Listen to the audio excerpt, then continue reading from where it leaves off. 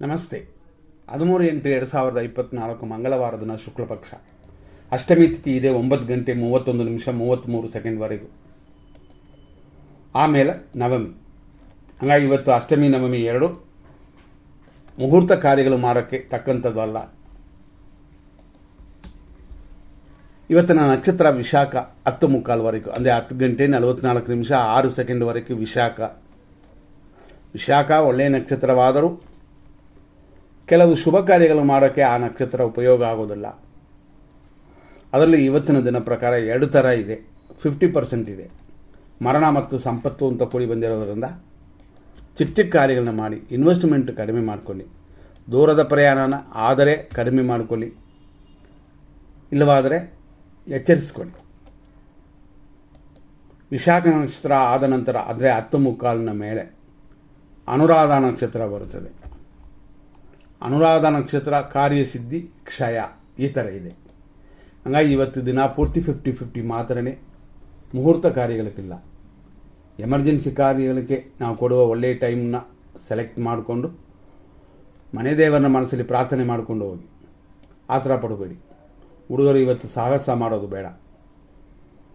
ಇವತ್ತಿನ ದಿನದಂಗಿದೆ ಅಂತಂದರೆ ಇವತ್ತು 4ನೇ ಮಂಗಳ ಗೌರಿ ವ್ರತ, ಮಾಸಿಕ್ ದುರ್ಗಾಷ್ಟಮಿ ಅಂದರೆ ಮಾಸದಲ್ಲಿ ತಿಂಗಳಲ್ಲಿ ಬರುವಂಥ ದುರ್ಗಾಷ್ಟಮಿ ಇವತ್ತು. ಈ ರೀತಿಯಾದ ಇವತ್ತಿನ ದಿನದಲ್ಲಿ ಸೂರ್ಯೋದಯ 6:07 ತಿಥಿ ನಾವು ಆಗಲೇ ಅಂದಿವೆ ಅಷ್ಟಮಿ ತಿಥಿ ಅಂತ. ಹಾಗಾಗಿ ಲಕ್ಷ್ಮೀ ಪೂಜೆಯನ್ನು ಮಾಡೋಕ್ಕೆ ಉತ್ತಮ ದಿನ. 9:31 ಮೇಲೆ ನವಮಿ ಅನ್ನುವ 9ನೇ ತಿಥಿ ನಡೀತದೆ. ನವಗ್ರಹಗಳನ್ನು ಪೂಜಿಸೋಕೆ ಉತ್ತಮ ದಿನ. ಇವತ್ತಿನ ದಿನ ನಾನು ಫಸ್ಟ್ ಹೇಳಿದೆ, ನಕ್ಷತ್ರ ವಿಶಾಖ 10:44 ಆಮೇಲೆ ಬರೋದು ಅನುರಾಧ ನಕ್ಷತ್ರ. ಎರಡು ನಕ್ಷತ್ರನೂ ಹೇಳಿಕೊಳ್ಳುವಷ್ಟು ಅಷ್ಟು ಪ್ರಭಾವವಾಗಿ ಇವತ್ತಿಲ್ಲ, ಮೀಡಿಯಮೇ. ಇಂದ್ರ ಯೋಗ ಬ್ರಹ್ಮ ಯೋಗ ಎಲ್ಲ ಇದೆ. ಆದರೂ ಇವತ್ತಿನ ದಿನಕ್ಕೆ ಚಂದ್ರನು ವೃಶ್ಚಿಕ ರಾಶಿಯಲ್ಲಿ ಇದೆ ದಿನಾಪೂರ್ತಿ. ಯಾವ ಮಕ್ಕಳು ಹುಟ್ಟಿದ್ರು ಇವತ್ತು ವೃಶ್ಚಿಕ ರಾಶಿನೇ. ವಿಶಾಖ ನಕ್ಷತ್ರದ 4ನೇ ಪಾದ ಬೆಳಗ್ಗೆ 6:07 10:44 ಇಷ್ಟಕ್ಕೆ ವಿಶಾಖ ನಕ್ಷತ್ರ ಮುಗೀತದೆ. ಆಮೇಲೆ ಅನುರಾಧ ನಕ್ಷತ್ರ ಅಲ್ಲಿಂದ ಪ್ರಾರಂಭವಾಗಿ ಸಂಜೆ 5:11 ಅನುರಾಧ ನಕ್ಷತ್ರ 1ನೇ ಪಾದ. ಆಮೇಲೆ ರಾತ್ರಿ 11:34 2ನೇ ಪಾದ. ಆ ನಂತರ ಬೆಳಗಿನ ಜಾವ 5:55 ಅನುರಾಧ ನಕ್ಷತ್ರ 3ನೇ ಪಾದ. ಆ ನಂತರ 4ನೇ ಪಾದ ಪ್ರಾರಂಭವಾಗಿ ನಾಳೆಯವರೆಗೂ ಅನುರಾಧ ನಕ್ಷತ್ರವಿದೆ. ಇವತ್ತಿನ ಮಟ್ಟ ಮಧ್ಯಾಹ್ನ 12:24. ಇವತ್ತಿನ ಅಭಿಜಿತ್ ಮುಹೂರ್ತ 11:59 12:49. ಬ್ರಹ್ಮ ಮುಹೂರ್ತ ಇವತ್ತು ಬೆಳಗಿನ ಜಾವ 4:36 5:22 ಇದೆ. ವಿಜಯ ಮುಹೂರ್ತ ಇವತ್ತು 2:30 3:20. ಅಮೃತಗಳಿಗೆ ಇವತ್ತಿರೋದು ರಾತ್ರಿ 1:10 2:52 ನಿಶ್ಚಿತ ಮುಹೂರ್ತ ರಾತ್ರಿ 12:02 ರಾತ್ರಿ 12:47 ಇಷ್ಟೆಲ್ಲ ಇದ್ದರೂ ಇದರಲ್ಲಿ ಕೆಟ್ಟ ಟೈಮ್ ಬಂದರೆ ಅದನ್ನೆಲ್ಲ ಅವಾಯ್ಡ್ ಮಾಡಬೇಕಾಗ್ತದೆ. ಆದ್ದರಿಂದ ಇದರಲ್ಲಿ ಹೆಚ್ಚಿನ ಗಮನ ಕೊಡಬೇಕು. ಯಾಕೆಂತಂದರೆ ಟೈಮು ಒಳ್ಳೆಯದು ಅಂತ ತಿಳ್ಕೊಂಡು ಅದರಲ್ಲಿ ರಾಹು ಕಾಲ, ಯಮಕಂಡ ಕಾಲ, ದುರ್ಮುಹೂರ್ತ, ಮರಣ ಕಾಲ ಎಲ್ಲ ಬಂದರೆ ಕೆಟ್ಟೋದಾಗುತ್ತೆ ಅಂತ ಅರ್ಥ. ಅದಕ್ಕೆ ಕೆಟ್ಟ ಟೈಮು ಒಳ್ಳೆಯ ಟೈಮು ಅಂತ 100% ಒಂದು ಕೊಡ್ತೀವಿ. ಅದರಲ್ಲಿ ಯಾವುದನ್ನು ಅಂದರೆ ಕೆಟ್ಟ ಟೈಮಲ್ಲಿ ಪ್ರಾರಂಭ ಮಾಡಬಾರ್ದು, ಒಳ್ಳೆಯ ಟೈಮನ್ನು ಬಿಡಬಾರ್ದು. ಹಂಗಾಗಿ ಇವತ್ತು ಶುಭ ಸಮಯ ಅಂತಂದರೆ ಅದಕ್ಕೆ ಮುಂಚೆ ಇವತ್ತು ಮೇಷ ಚಂದ್ರಾಷ್ಟಮ. ಮೇಷರಾಶಿಯವರಿಗೆ ಚಂದ್ರಾಷ್ಟಮ ದೋಷವಿದೆ. ಹಾಗಾಗಿ ಮೇಷರಾಶಿಯವರಿಗೆ ಶುಭ ದಿನವಲ್ಲ. ಆದಷ್ಟು ಮೇಂಟೈನ್ ಮಾಡಿಕೊಳ್ಳಿ. ಅದೇ ಥರ ಕೆಟ್ಟ ಟೈಮು ಅಂತಂದರೆ ಪ್ರತಿಯೊಬ್ಬರಿಗೂ ಇವತ್ತು 8:38 9:28 ಯಾಕೆಂದರೆ ದುರ್ಮುಹೂರ್ತ ಇನ್ನೂ ಮುಗಿದಿಲ್ಲ. 9:28 ಅಷ್ಟರಲ್ಲೇ 9:16 10:50 ಯಮಕಂಡ ಕಾಲವಿದೆ. ಮಧ್ಯಾಹ್ನ 12:35 2:47 ಮೃತ್ಯು ಪಂಚಕವಿದೆ. 2:59 ಮಧ್ಯಾಹ್ನದಿಂದ ಸಂಜೆ 4:41ವರೆಗೂ ನಕ್ಷತ್ರವೇ ವಿಷವಾಗುವ ಸಂಭವ. ಅಂದರೆ ಅನುರಾಧ ನಕ್ಷತ್ರ. ಅನುರಾಧ ನಕ್ಷತ್ರದವರು ಸ್ವಲ್ಪ ಕೇರ್ ತಗೋಬೇಕು. ಮಧ್ಯಾಹ್ನ 3:33ರಿಂದ ಸಂಜೆ 5:07ವರೆಗೂ ರಾಹುಕಾಲ. ರಾತ್ರಿ 9:33ರಿಂದ 10:59ವರೆಗೂ ವಿಷಘಟ್ಟಿಕಾ ಕಾಲ. ಇದೆಲ್ಲ 100% ದೋಷ ಬರುವಂಥದ್ದು. ಇದರಲ್ಲಿ ಯಾವುದನ್ನು ಪ್ರಾರಂಭ ಮಾಡಬಾರದು. ಆದರೆ ಇದಕ್ಕೆ ಮುಂಚೆ ಅಂದರೆ ಒಳ್ಳೆಯ ಟೈಮಲ್ಲಿ ಸ್ಟಾರ್ಟ್ ಮಾಡಿದರೆ ಇದರಲ್ಲೇ ಕಂಟಿನ್ಯೂ ಮಾಡ್ಕೊಂಡು ಹೋಗ್ಬೋದು. ಈಗ ಇರೋದರಲ್ಲಿ ಒಳ್ಳೆಯ ಟೈಮು ಅಂತ ಕೊಡ್ತೀವಿ. ಇದರಲ್ಲಿ ಎಲ್ಲ ಮಾಡ್ಬೋದಾ ಅಂತಂದರೆ ಇವತ್ತಿನ ದಿನ 50-50 ಮಾತ್ರನೇ. 2 ನಕ್ಷತ್ರವೂ ಅದೇ ರೀತಿಯಲ್ಲಿದೆ. ಎಮರ್ಜೆನ್ಸಿ ಇದ್ದರೆ ಮಾತ್ರ ಆಸ್ಪತ್ರೆ ಕಾರ್ಯಗಳು, ಕೋರ್ಟ್ ಕಾರ್ಯಗಳು, ಡಾಕ್ಟರ್ ಹತ್ರ ಹೋಗೋದು ಇಂಥದ್ದೆಲ್ಲ ನೀವು ರೆಡಿ ಮಾಡ್ಕೊಳ್ಳಿ. ಇಲ್ಲ ಅಂತಂದರೆ ಇನ್ನೊಂದು ದಿನ ಸೆಲೆಕ್ಟ್ ಮಾಡ್ಕೋಬೋದು. ಎಮರ್ಜೆನ್ಸಿಗೆ ನಾವು ಕೊಡುವ ಟೈಮ್ನ ಉಪಯೋಗಿಸ್ಕೊಳ್ಳಿ. ಅಂಥ ಟೈಮ್ನ ಹೇಳ್ತೀವಿ. ಸ್ಟಾರ್ಟ್ ಆಗುತ್ತೆ ಬೆಳಗ್ಗೆ 6:07ರಿಂದ 8:36ವರೆಗೂ ಶುಭವಾಗಿದೆ. ಬೆಳಗ್ಗೆ 10:52ರಿಂದ ಮಧ್ಯಾಹ್ನ 12:33ವರೆಗೂ ಶುಭವಾಗಿದೆ. ಮಧ್ಯಾಹ್ನ 2:49ರಿಂದ 2:57ವರೆಗೂ ಶುಭವಾಗಿದೆ. ಸಂಜೆ 4:43ರಿಂದ 3:33ವರೆಗೂ ಪರವಾಗಿಲ್ಲ.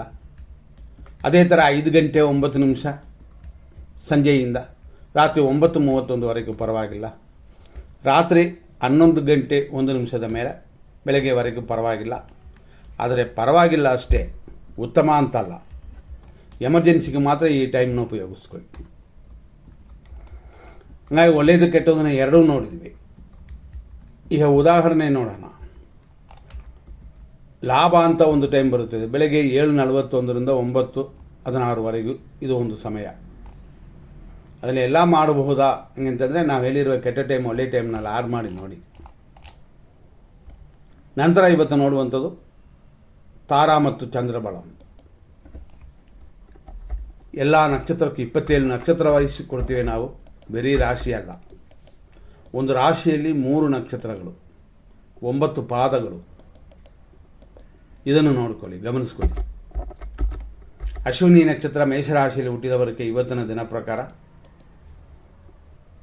ವಿಶಾಖ ನಕ್ಷತ್ರ ಫಸ್ಟ್ ಬರುತ್ತದೆ. ಹಾಗಾಗಿ ಬೆಳಗ್ಗೆಯಿಂದ 10:45ವರೆಗೂ ಟೆನ್ಷನ್ ಇದೆ, ರೋಗ ವೃದ್ಧಿ ಉಂಟು. ಸ್ವಲ್ಪ ಊಟ ಎಲ್ಲ ನೋಡ್ಕೊಳ್ಳಿ. ಭರಣಿ ನಕ್ಷತ್ರ ಮೇಷರಾಶಿಗೆ ಅನುಕೂಲವಿದೆ 10:45ವರೆಗೂ. ಕೃತಿಕಾ ನಕ್ಷತ್ರ ಮೇಷರಾಶಿ ಪ್ರತ್ಯೇಕಿತಾರೆ 10:45ವರೆಗೂ, ಆಮೇಲೆ ಪರವಾಗಿಲ್ಲ. ಕೃತಿಕಾ ನಕ್ಷತ್ರ ವೃಷಭ ರಾಶಿ ಪ್ರತ್ಯೇಕಿತಾರೆ 10:45ವರೆಗೂ, ಆ ನಂತರ ಅನುಕೂಲವಾಗುತ್ತದೆ. ರೋಹಿಣಿ ನಕ್ಷತ್ರ ವೃಷಭ ರಾಶಿ ಕ್ಷೇಮವಿದೆ, ಸುಖ ಅಭಿವೃದ್ಧಿಯೂ ಇದೆ 10:45ವರೆಗೂ. ಈ 10:45ವರೆಗೂ ಕೊಟ್ಟಿದ್ರೆ ಆಮೇಲೆ ಏನಾಗುತ್ತೆ ಅಂತಂದರೆ ಒಳ್ಳೆಯ ಟೈಮ್ ಅಂತ ಕೊಟ್ಟಿರೋದು ಈ ಟೈಮ್, ಆಮೇಲೆ ಶುಭವಲ್ಲ ಅಂತ ಅರ್ಥ. ಆ ರೀತಿ ಅರ್ಥ ಮಾಡ್ಕೋಬೇಕು. ಮೃಗಶೀರ್ಷ ನಕ್ಷತ್ರ ವೃಷಭ ರಾಶಿ ವಿಪತ್ತು ಉಂಟು, ಆದ್ದರಿಂದ ಎಚ್ಚರ 10:45ವರೆಗೂ, ಆಮೇಲೆ ಪರವಾಗಿಲ್ಲ. ಮೃಗಶೀರ್ಷ ನಕ್ಷತ್ರ ಮಿಥುನ ರಾಶಿ 10:45ವರೆಗೂ ವಿಪತ್ತು, ಆದರೆ ಆನಂತರ ಕ್ಷೇಮವು ಶತ್ರುನಾಶವು ಉಂಟು, ಅಂದರೆ ಶತ್ರುಕು ದೋಷ ನಿಮಗಲ್ಲ. ಆರುದ್ರ ನಕ್ಷತ್ರ ಮಿಥುನ ರಾಶಿ ಸಂಪತ್ತು ಉಂಟು, ಶತ್ರುನಾಶವೂ ಉಂಟು 10:45ವರೆಗೂ, ಆನಂತರ ಸಮಯ ಸ್ವಲ್ಪ ಎಚ್ಚರವಾಗಿರಬೇಕು. ಪುನರ್ವಸು ನಕ್ಷತ್ರ ಮಿಥುನ ರಾಶಿ ಜನ್ಮತಾರೆ, ಇವತ್ತು ಪಕ್ಷಿ ಪ್ರಾಣಿಗಳಿಗೆ ಮೇವಾಕಿ. ಪುನರ್ವಸು ನಕ್ಷತ್ರ ಕರ್ಕಾಟಕ ರಾಶಿ 4ನೇ ಪಾದ 10:45ವರೆಗೂ ಆ ರೀತಿ ಇದೆ, ಅಂದರೆ ಸ್ವಲ್ಪ ತೊಂದರೆ ಇರುವಂಥ ಸಮಯ.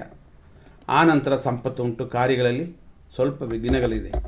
ಪುಷ್ಯ ನಕ್ಷತ್ರ ಕರ್ಕಾಟಕ ರಾಶಿಯಲ್ಲಿ ಹುಟ್ಟಿದವರಿಗೆ ಖಂಡಿತವಾಗಿ ಪರಮ ಮಿತ್ರಧಾರೆ, ಹಾಗಾಗಿ ಪರವಾಗಿಲ್ಲ ಅಂತ ಹೇಳ್ಕೋಬೋದು. ಎಲ್ಲ ಕಾರ್ಯಗಳು ಮಾಡೋಕ್ಕಲ್ಲ, ಕೈ ಪಕ್ಕದಲ್ಲಿದೆ, ಟೇಬಲಲ್ಲಿದೆ, ಎತ್ಕೋಬೋದಾ ಅಂದರೆ ಅದಕ್ಕೂ ಓಕೆ. ಕೊಡೋರು ಬಂದಿದ್ದಾರೆ ತೊಗೋಬೋದಾ ಅಂತಂದರೆ ಓಕೆ. ಕೊರಿಯರ್ ಬಂದಿದೆ ತೊಗೊಳ್ಳಿ, ಕೋರ್ಟ್ ಆರ್ಡರ್ ಬಂದಿದೆ ತೊಗೊಳ್ಳಿ, ಪಕ್ಕದಲ್ಲೇ ಡಾಕ್ಟರ್ ಶಾಪ್ ಇದೆ ಖಂಡಿತ ಹೋಗಿ. ಆಶ್ಲೇಷ ನಕ್ಷತ್ರ ಕರ್ಕಾಟಕ ರಾಶಿ ಮಿತ್ರಧಾರೆ, ಪರಮ ಮಿತ್ರಧಾರೆ, ಹಂಗಾಗಿ ದಿನ ಪೂರ್ತಿ ಚೆನ್ನಾಗಿದೆ. ಮಖಾ ನಕ್ಷತ್ರ ಸಿಂಹರಾಶಿ ಟೆನ್ಷನ್ ಉಂಟು, ರೋಗ ಭಯ ಉಂಟು 10:45ವರೆಗೂ, ಆಮೇಲೆ ಪರವಾಗಿಲ್ಲ. ಪುಬ್ಬ ನಕ್ಷತ್ರ ಸಿಂಹರಾಶಿ ಖಂಡಿತ ಅನುಕೂಲವಿದೆ 10:45ವರೆಗೂ, ಆನಂತರ ಅಷ್ಟೊಂದು ಹೇಳ್ಕೊಳ್ಳುವಂತಿಲ್ಲ. ಉತ್ತರ ನಕ್ಷತ್ರ ಸಿಂಹರಾಶಿ ಅನುಕೂಲಕರವಾಗಿ ಕಾರ್ಯಗಳಾಗೋದು ಕಷ್ಟ ಅಂತಿದೆ ಇವತ್ತು 10:45 ಮೇಲೆ ಪರವಾಗಿಲ್ಲ. ಉತ್ತರ ನಕ್ಷತ್ರ ಕನ್ಯಾ ರಾಶಿ ಪ್ರತ್ಯೇಕ್ತಾರೆ, ಅನುಕೂಲವಿಲ್ಲದ ದಿನವಿದು. ಆದರೆ ರೆಗ್ಯುಲರ್ ಆಗಿ ಬರುವ ಲಾಭ ಬರುತ್ತದೆ. ಈಗ ಉದಾಹರಣೆ ಬಾಡಿಗೆ ಬರುತ್ತೆ ಅಂತಂದರೆ ಅದು ಬರುತ್ತದೆ, ಅದಕ್ಕೂ ತೊಂದರೆ ಇಲ್ಲ. ಹಸ್ತ ನಕ್ಷತ್ರ ಕನ್ಯಾ ರಾಶಿ, ಕ್ಷೇಮವು ಲಾಭವು 10:45 ಸಮಯ ಉತ್ತಮವಾಗಿದೆ.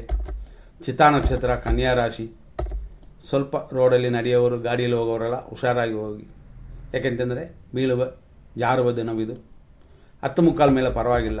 ಚಿತ್ತಾ ನಕ್ಷತ್ರ ತುಳಾರಾಶಿ, ಏಟು ಗಾಯಗಳು, ಧನಹಾನಿ, ವೇಸ್ಟ್ ಖರ್ಚುಗಳಾಗುತ್ತದೆ, ಆದಷ್ಟು ಅವಾಯ್ಡ್ ಮಾಡ್ಕೊಳ್ಳಿ. 10:45 ಮೇಲೆ ಸ್ವಲ್ಪ ಪರವಾಗಿಲ್ಲ. ಸ್ವಾತಿ ನಕ್ಷತ್ರ ತುಲಾರಾಶಿ, ಸಂಪತ್ತು ಉಂಟು, ಧನಹಾನಿಯೂ ಇದೆ, ದುಡ್ಡು ಬರುತ್ತೆ, ಹಾನಿಯೂ ಉಂಟು ಅಂತ, ಹಾಗಾಗಿ ಗಮನ ಕೊಡಿ. ವಿಶಾಖ ನಕ್ಷತ್ರ ತುಲಾರಾಶಿ, ಜನ್ಮತಾರೆ ಇದು. ನಿಮ್ಮ ನಕ್ಷತ್ರವನ್ನು ಹೇಳಿ ಪೂಜೆ ಮಾಡಿಸ್ಕೊಳ್ಳಿ, ಖರ್ಚಿನ ಹಿಡಿದಿರಿ, ಯಾಕೆಂತಂದರೆ ವೇಸ್ಟ್ ಖರ್ಚುಗಳಾಗ್ತದೆ ಅಂತ ಬರುತ್ತೆ. ವಿಶಾಖ ನಕ್ಷತ್ರ ವೃಶ್ಚಿಕ ರಾಶಿ, 4ನೇ ಪಾದ, ಜನ್ಮತಾರೆ. ನಿಮ್ಮ ಜನ್ಮ ನಕ್ಷತ್ರವನ್ನು ಹೇಳಿ ಪೂಜೆ ಮಾಡಿಕೊಳ್ಳೋದು ಉತ್ತಮ. ನಕ್ಷತ್ರ ಗೊತ್ತಿಲ್ಲ ಅಂತಂದರೆ ನಾಮ ನಕ್ಷತ್ರ ಕೇಳ್ಬೋದು. ತೋ ಅನ್ನುವ ನಕ್ಷತ್ರ ವಿಶಾಖ ನಕ್ಷತ್ರಕ್ಕೆ ಬರುತ್ತದೆ. ಮತ್ತೆ ನಾವು ನೋಡುವಂಥ ನಕ್ಷತ್ರ ಅನುರಾಧ ನಕ್ಷತ್ರ ವೃಶ್ಚಿಕ ರಾಶಿ, 10:45 ಪರವಾಗಿಲ್ಲ, ಶುಭವಾಗಿದೆ. ಅಂದರೆ ಶುಭವಾಗಿದೆ ಅಂತಂದರೆ ಇವತ್ತು ಎಲ್ಲ ಮುಹೂರ್ತ ಕಾರ್ಯಗಳನ್ನು ಮಾಡುವಂತಿಲ್ಲ, ಚಿಕ್ಕ ಚಿಕ್ಕ ಕಾರ್ಯಗಳನ್ನ, ಸಮಾಧಾನ ಕಾರ್ಯಗಳನ್ನ ಮಾಡಿಕೊಳ್ಳಿ. ನಂತರ ನೋಡುವಂಥದ್ದು ಜ್ಯೇಷ್ಠ ನಕ್ಷತ್ರ ವೃಶ್ಚಿಕ ರಾಶಿ, ಮಿತ್ರಧಾರೆ ಉಂಟು, ಶರೀರ ಸುಖವಿದೆ. ಇವತ್ತು ದಿನಪೂರ್ತಿ ನಿಮಗೆ ಪರವಾಗಿಲ್ಲ. ಮೂಲ ನಕ್ಷತ್ರ ಧನುಸು ರಾಶಿ, ಟೆನ್ಷನ್ ಉಂಟು, ವ್ಯಯ ಉಂಟು, 10:45 ನೋಡ್ಕೊಳ್ಳಿ. ಪೂರ್ವಾಷಾಢ ನಕ್ಷತ್ರ ಧನುಸು ರಾಶಿ, ಅನುಕೂಲ, ವ್ಯಯ ಇದು ಎರಡು ಕೂಡಿ ಬರುತ್ತದೆ. ಉತ್ತರಾಷಾಢ ನಕ್ಷತ್ರ ಧನುಸು ರಾಶಿ, ಪ್ರತ್ಯೇಕ್ತಾರೆ, ವ್ಯಯ ಉಂಟು, 10:45 ಮೇಲೆ ಪರವಾಗಿಲ್ಲ. ಉತ್ತರಾಷಾಢ ನಕ್ಷತ್ರ ಮಕರ ರಾಶಿ, ಪ್ರತ್ಯೇಕ್ತಾರೆ, ಅಷ್ಟೊಂದು ಹೇಳ್ಕೊಳ್ಳುವಂತೆ ಇಲ್ಲ, 10:45 ಮೇಲೆ ಪರವಾಗಿಲ್ಲ.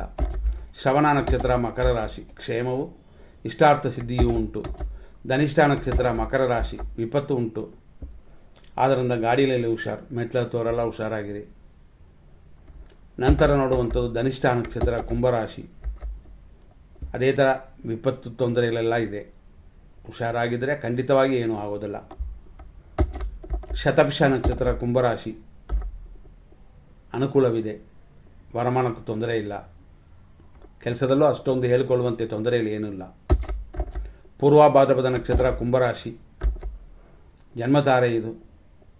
ಯಾರಿಗಾರು ಸಹಾಯ ಮಾಡಿ, ಭಿಕ್ಷಕರಿಗೆ ಇರುವಂಥ ದೋಷಗಳೆಲ್ಲ ದೂರವಾಗುತ್ತದೆ. ಪೂರ್ವಭಾದ್ರಪದ ನಕ್ಷತ್ರ ಮೀನರಾಶಿ, ಇದೇ ಥರ ಜನ್ಮತಾರೆಯೇ ನಡೀತಿದೆ, ಕಾರ್ಯಗಳಲ್ಲಿ ಅಡೆತಡೆ ಉಂಟು. ವಿನಾಯಕನಿಗೆ ಪೂಜೆ ಮಾಡಿಕೊಳ್ಳಿ. ಜನ್ಮತಾರೆಯಾಗಿರೋದ್ರಿಂದ ನಿಮ್ಮ ಜನ್ಮ ನಕ್ಷತ್ರವನ್ನು ಹೇಳಿ ಪೂಜೆ ಮಾಡಿಕೊಳ್ಳೋದು ಉತ್ತಮ. ಉತ್ತರ ಭಾದ್ರಪದ ನಕ್ಷತ್ರ ಮೀನರಾಶಿ, 4 ಪಾದಗಳು ಮೀನರಾಶಿಯಲ್ಲಿ ಅಡಗುತ್ತದೆ. ಪರಮ ಮಿತ್ರ ತಾರೆಯಾಗಿ 10:45 ಶುಭವಾಗಿದೆ. ಆಮೇಲೆ ಸ್ವಲ್ಪ ಯೋಚನೆ ಮಾಡೋಣ. ರೇವತಿ ನಕ್ಷತ್ರ ಮೀನರಾಶಿ, ಮಿತ್ರಧಾರೆ, ಕಾರ್ಯಗಳು ಸ್ವಲ್ಪ ಅಡೆತಡೆ ಇಂಥದ್ದೆಲ್ಲ ಬರುತ್ತದೆ. ಆದರೂ ಸ್ವಲ್ಪ ಪರವಾಗಿಲ್ಲ, ಒಳ್ಳೆಯ ಕಾರ್ಯಗಳನ್ನ ಮಾಡೋಕ್ಕೆ ದೋಷವಿಲ್ಲ.